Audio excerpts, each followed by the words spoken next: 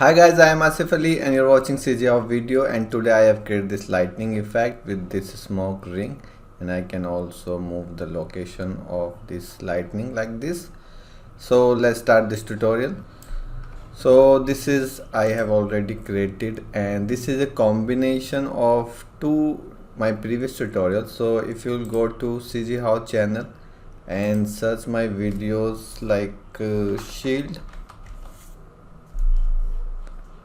and this one, so this effect is exactly same from the bottom. This smoke is rotating and there's some particles, so I recommend this video also. You can watch for this smoke ring, and then you'll see this shield, this purple shield, this dome part.